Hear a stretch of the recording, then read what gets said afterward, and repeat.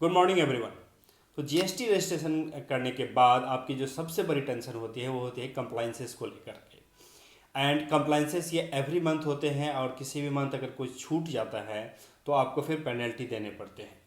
तो आज हम आपको जीएसटी के बारे में पूरी की पूरी डिटेल में चर्चा करेंगे, कैसे आपको किस पॉइंट पे आपको रजिस्ट्रेशन करना है, किस पॉइंट पे आपको आपका जीएसटी रिटर्न फाइल करना है, आपका मंथली रिटर्न फाइल करना है या क्वार्टरली फाइल करना है, या आपको कंपोजिशन स्कीम में अपना रजिस्ट्रेशन लेना है। इन सभी के बारे में आज हम आपके साथ डिस्कशन कर रहे हैं।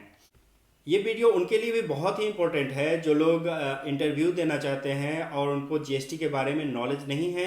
तो ये वीडियो वो देख करके अपना जीएसटी का नॉलेज बढ़ा सकते हैं। एंड इस डिस्कशन में सारा पॉइंट कवर होगा, जो भी आपका रजिस्ट्रेशन का लिमिट होता है या आपका कंप्लाइंसेस का लिमिट होता है या आपकी मंथली होगी कंप्लाइंसेस या क्वार्टरली कंप्लाइंसेस की, इन सभी के बारे में आपको चर्चा करेंगे। तो सबसे पहले जो आपको इसमें तय करना है वो है कि आपका टर्नओवर का लिमिट, और टर्नओवर के लिमिट के बेस पे ही जीएसटी में एग्जेम्पशन दे रखा है आपको मैंडेटरी रजिस्ट्रेशन से। अगर आपकी टर्नओवर की लिमिट, आप अगर ट्रेडर हैं, आप अगर मैन्युफैक्चरर हैं और आपकी टर्नओवर की लिमिट 40 लाख तक है, उससे क्रॉस नहीं कर रही है, तो आपको जीएसटी रजिस्ट्रेशन लेने की कोई ज़रूरत नहीं है। ये लिमिट कुछ दूसरे स्टेट्स में आपको 10 लाख के भी हैं, जो कुछ एक्सेप्शनल स्पेशल स्टेट्स हैं उनके केसेस में 10 लाख का है। जो सेकंड कैटेगरी है वो है सर्विसेज के लिए। अगर आप गुड्स और ट्रेडर और मैन्युफैक्चरर नहीं है, आप सिर्फ सर्विसेज में जा रहे हैं, तो आपके लिए जो लिमिट होती है जीएसटी में रजिस्ट्रेशन की मैंडेटरी लिमिट, वो 20 लाख की है। इस लिमिट को क्रॉस करने के बाद आपको मैंडेटरी जीएसटी रजिस्ट्रेशन लेना है। अब बात करते हैं वॉलंटरी रजिस्ट्रेशन का, जो कि बहुत सारे लोग आजकल लेते हैं, पहले भी लेते थे। तो ये रजिस्ट्रेशन होता है अगर आपकी ये लिमिट क्रॉस नहीं कर रही है, लेकिन किसी और कारणों से या अपना इनपुट आप क्लेम करने के लिए आप वॉलंटरी बेसिस पे भी रजिस्ट्रेशन ले सकते हैं और उसकी कोई लिमिट नहीं होती, वो डे 1 से आपका उसमें कवर रहता है। जो थर्ड टाइप का रजिस्ट्रेशन होता है वो होता है कंपोजिशन डीलर का।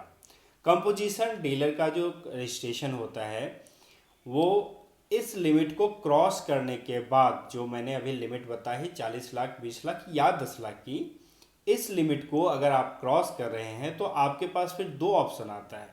आइदर आप रेगुलर रजिस्ट्रेशन ले सकते हैं जीएसटी का, या दूसरा ऑप्शन है आपके पास, आप कंपोजिट डीलर बन सकते हैं। कंपोजिट डीलर बनने के लिए आपका टर्नओवर जो है वो 1 करोड़ 50 लाख से नीचे होना चाहिए अगर आप ट्रेडर या मैन्युफैक्चरर हैं। एंड अगर आप सर्विस सेक्टर में हैं तो आपका लिमिट जो है वो 50 लाख का है। तो लिमिट्स को आप दोबारा से समझ लें कि जीएसटी मैंडेटरी रजिस्ट्रेशन आपका स्टार्ट होता है ट्रेडर मैन्युफैक्चरर के लिए 40 लाख के ऊपर, गुड्स में जो डील करते हैं उनके लिए 40 लाख के ऊपर, और जो लोग सर्विसेज दे रहे हैं, सर्विसेज प्रोवाइडर हैं, उनके लिए 20 लाख के ऊपर, और स्पेशल केसेस जो है स्पेशल स्टेट्स उनमें 10 लाख का है ये लिमिट। इस लिमिट को क्रॉस करने के बाद आपके पास दो ऑप्शन होता है। आप आइदर रेगुलर में रजिस्ट्रेशन ले सकते हैं as a regular GST payer, या दूसरा ऑप्शन होता है आप as a composite dealer register करा सकते हैं। और मैंने जैसे कि बताई कंपोजिट डीलर की जो लिमिट है रजिस्ट्रेशन की, जो जहाँ तक आप कंपोजिट डीलर में रह सकते हैं, इस लिमिट को क्रॉस करने के बाद जो बेसिक लिमिट है वो है 1.5 CR for trader and manufacturer and 50 lakhs for service providers. अब बात करते हैं, अगर आपने रजिस्ट्रेशन ले लिया है, आपने चाहे आपने रेगुलर लिया है या कंपोजिट डीलर लिया है, तो उन सबको फाइलिंग कब कब क्या करना है, मंथली फाइलिंग, क्वार्टरली फाइलिंग करनी है। आपको ऑप्शन अभी चूज करने के लिए आता है कि आप क्वार्टरली फाइलिंग करना चाहते हैं या मंथली फाइलिंग करना चाहते हैं, उसकी भी एक लिमिट है, उसके बारे में बात करते हैं। तो फर्स्ट ऑफ ऑल जो आपको मंथली रिटर्न फाइल करना होता है, जो नॉर्मली रेगुलर केसेस वाले पर्सन है उनके लिए होता है GSTR 1। GSTR 1 equal to your sales data. ये उन लोगों के लिए मैंडेटरी है जो रेगुलर फाइलिंग करते हैं, उनको GSTR 1 फाइलिंग करना रहता है। जो कंपोजिट डीलर होते हैं उनके लिए ये फाइलिंग मैंडेटरी नहीं है, क्योंकि वो कंपोजिट डीलर हैं, उनके लिए बहुत सारी जो मैंडेटरी कंप्लायंसेस हैं वो कम कर दिए गए हैं, उसके बारे में हम आपको बाद में बताएंगे। GSTR 1 में आपका सेल्स का डेटा सारा रहता है, और ये 11th और 13th को फाइल होता है। तो 11th को सबसे पहले जो फाइलिंग होती है वो मंथली रिटर्न्स फाइलर होते हैं। जिन लोगों को क्वार्टरली, जिन लोगों ने ऑप्ट नहीं किया हुआ है, या QRMP स्कीम में जो लोगों ने ऑप्शन नहीं लिया हुआ है, उनके लिए 11th ऑफ एवरी मंथ। अगर हम बात करें फरवरी मंथ की, तो मार्च के 11 तारीख तक फरवरी मंथ का फाइलिंग करना है मंथली फाइलर के लिए। और मंथली फाइलर का जो लिमिट है वह है 1.5 करोड़ से ऊपर जिनका टर्नओवर, एनुअल टर्नओवर है, उसके लिए मंथली फाइलिंग मैंडेटरी है। और QRMP स्कीम में वो लोग ऑप्शन ले सकते हैं जिनका टर्नओवर 1.5 CR से कम है। एनुअल टर्नओवर जिनका 1.5 CR से कम है वो लोग QRMP स्कीम में ऑप्ट कर सकते हैं। अब QRMP स्कीम में ऑप्ट करने से आपको ये फ़ायदा होता है कि आपका जो मंथली फाइलिंग का है वो ऑप्शनल हो जाता है। आप ऑप्शनली IFF जो है वो फाइल कर सकते हैं 13th ऑफ मंथ को, 13th ऑफ नेक्स्ट मंथ, जिस मंथ का बिल है उसके नेक्स्ट मंथ में 13th को आपकी ये फाइलिंग होगी। तो यहाँ पे आपको ऑप्शन मिल जाता है, बट जो लोग मंथली होते हैं उनके लिए मैंडेटरी फाइलिंग GSTR 1 की होती है विथ सेल्स डेटा। ये IFF जो होता है, इनवॉइस फर्निशिंग फैसिलिटी, ये 13th तक आप फाइल कर सकते हैं एवरी मंथ। जो लोग QRMP स्कीम में होते हैं, इसमें आपको B2B का सारा डिटेल्स आपको डालना होता है। और अच्छी प्रैक्टिस यही है, जो लोग भी GST डीलर हैं उनके लिए अच्छी प्रैक्टिस यही है कि जो B2B इन्वाइसेस QRMP स्कीम वाले इशू करते हैं वो मंथली ही फाइल कर दें, सो दैट जो आपके बायर हैं, जो आपके क्लाइंट हैं या बायर हैं, उनको ITC जो है उसी मंथ में वो मिल जाए। अगर आप ये क्वार्टरली में भरेंगे, क्वार्टर एंड पे फाइल करेंगे, तो उनको जो ITC मिलना है वो क्वार्टर एंड पे मिलेगा।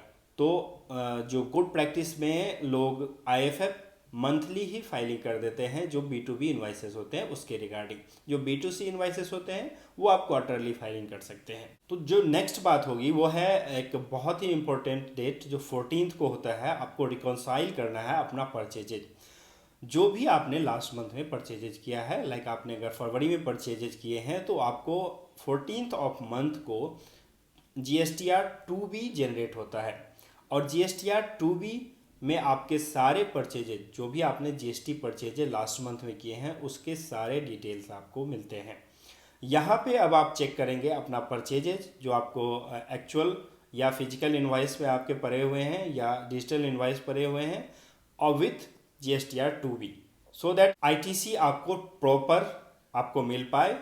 अगर कोई भी परचेजेज आपके इसमें शो नहीं हो रहे हैं तो आपको उस डीलर से जिनसे आपने परचेजेज किया है उनसे आपको बात करने की ज़रूरत है। उनको आप बताएं कि हमारे पास आपके इन्वाइसेस के रिगार्डिंग ITC 2B में नहीं शो हो रहा है। सबसे इंपॉर्टेंट बात यह है कि अगर आपका परचेजेज इन्वाइस जो आपने परचेज किए हैं वो 2B में अगर शो नहीं हो रहा है तो आप उसका ITC क्लेम नहीं कर सकते हैं। अगर आप ITC क्लेम करेंगे उसका भी, तो आपको फिर नोटिस आ जाएगा और उस फिर नोटिस का जवाब देना पड़ेगा कि क्यों आपने ITC क्लेम किया है। अब नेक्स्ट डेट जो सबसे इंपॉर्टेंट डेट है वो है टैक्स पेमेंट का डेट। जब आप अपना GSTR 1 में सेल्स का डेटा आपने इनपुट कर दिया, GSTR 2B में आपने परचेज का डेटा मैच करा लिया, रिकॉन्साइल करा लिया, तो आपके पास अब डेट आती है next date GSTR 3B file करने की, जिसमें आप इन सेल्स और परचेज में जो भी डिफरेंसेस हैं GST के वो आप पे करते हैं। तो इसकी 3 डेट है। जो पहली डेट है वो है 28th ऑफ एवरी मंथ। जो लोग मंथली फाइलिंग करते हैं, जिन लोगों का QRMP स्कीम में ऑप्ट नहीं किया हुआ है, उनके लिए 20 ऑफ नेक्स्ट मंथ। एंड जो लोग QRMP स्कीम में हैं उनके लिए 22 या 24। ये स्टेट्स डिवाइड है, state A, state category A और कैटेगरी B। इसमें कुछ स्टेट्स के जो डेट हैं वो 22 को आते हैं, कुछ स्टेट्स के जो डेट हैं वो 24th को आते हैं। तो वो आप अपना स्टेट के अकॉर्डिंग आप चेक कर लेंगे कि आपकी कौन सी डेट है। जो लोग QRMP स्कीम में हैं, अगर वो IFF में अपना फाइलिंग करते हैं मंथली, तो उनको एक PMT 06 के थ्रू अपना 25th को इनवाइस का पेमेंट भी करना पड़ता है। जो GST का पेमेंट है, जो आपने इनवाइस IFF में फ़ाइल किए हैं, उसके बेसिस पे अगर कोई पेमेंट आपका पेमेंट ड्यू है उस अकॉर्डिंग, तो आप PMT 06 में 25th ऑफ एवरी मंथ आप पेमेंट कर सकते हैं।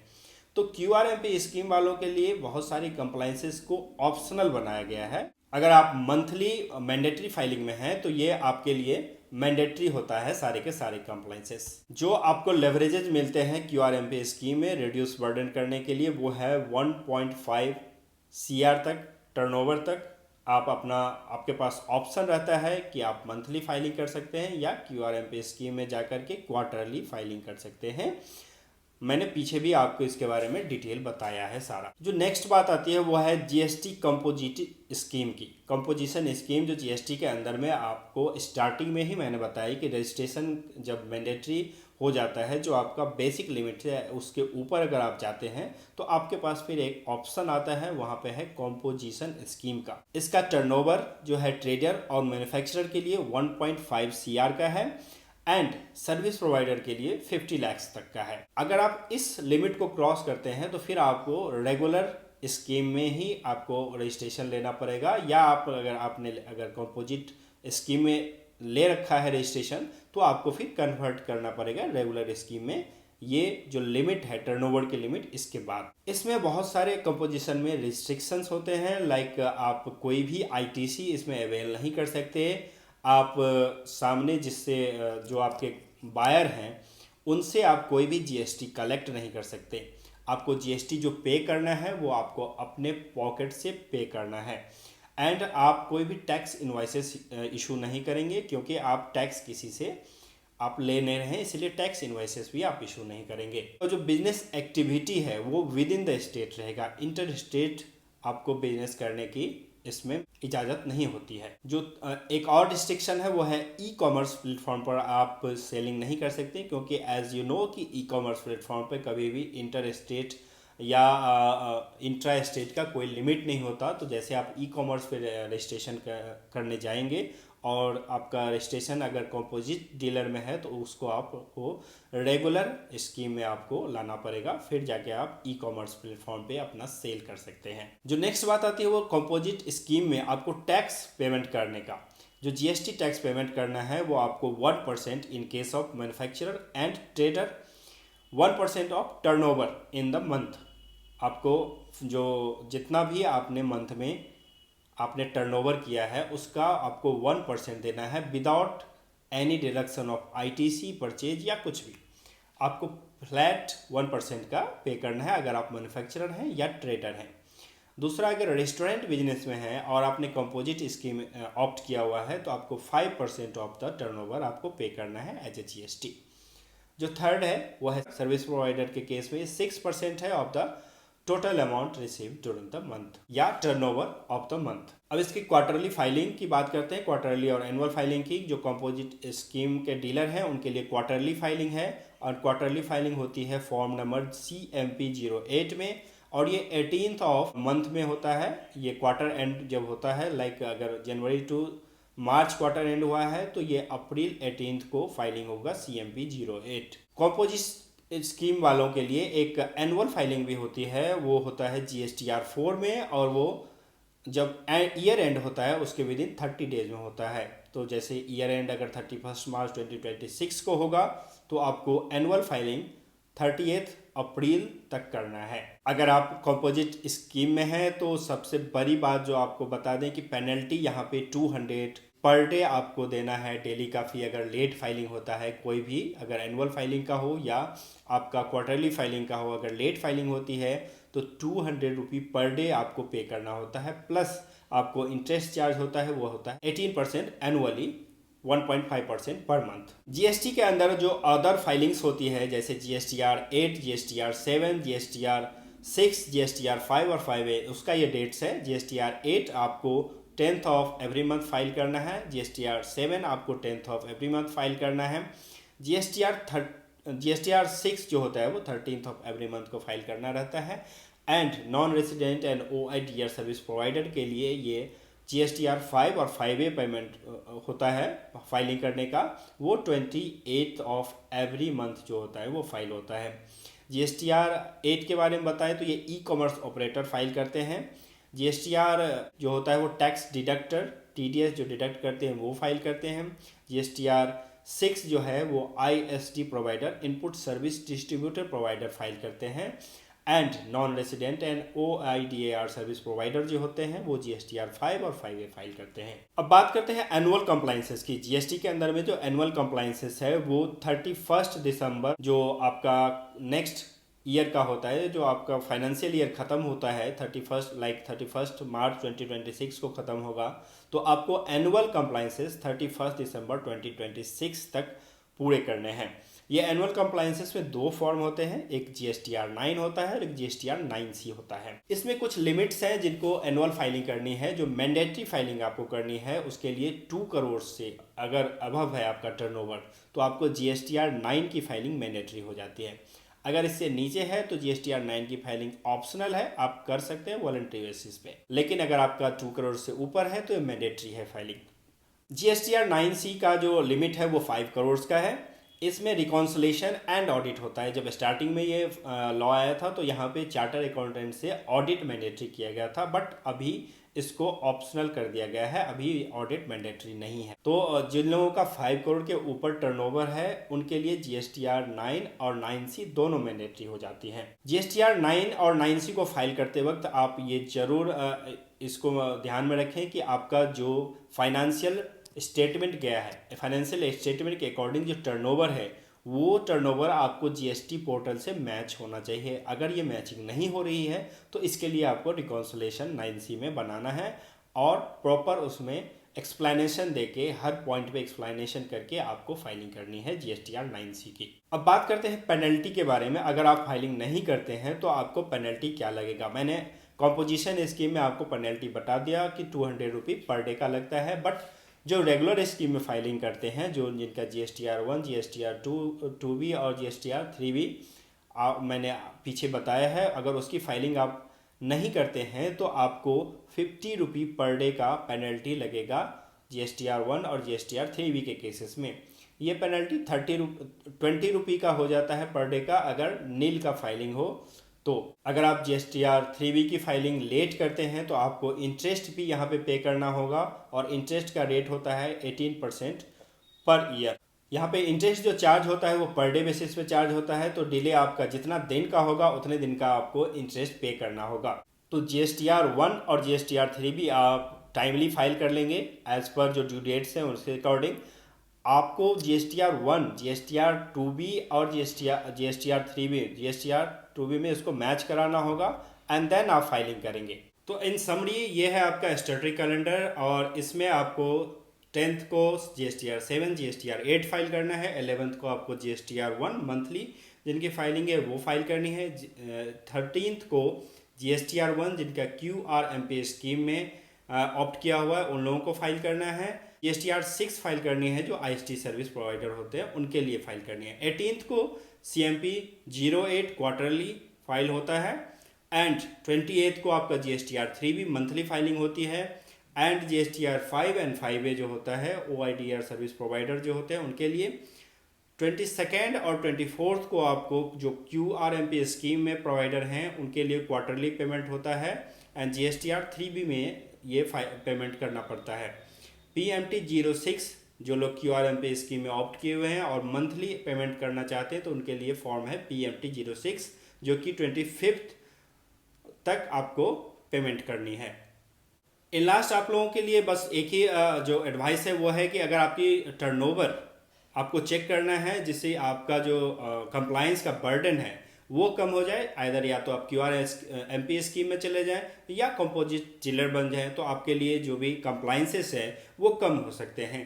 उसके प्रोस एंड कॉन्स मैंने आपको बता दिए हैं कि उसमें कहाँ कहाँ आपको क्या बेनिफिट है और कहाँ पे आपको नुकसान होना है। आगे के और भी अपडेट्स के लिए आप हमारे चैनल को सब्सक्राइब कर लें। अगर वीडियो अच्छा लगा हो, इन्फॉर्मेटिव हो तो आप अपने दोस्तों के साथ शेयर करें और आप हमारे चैनल को लाइक कर दें, सब्सक्राइब कर सकते हैं और आगे अपडेट्स के लिए अपना बेल आइकन जरूर प्रेस कर लें ताकि आपको अपडेट्स मिलता रहे। Thank you.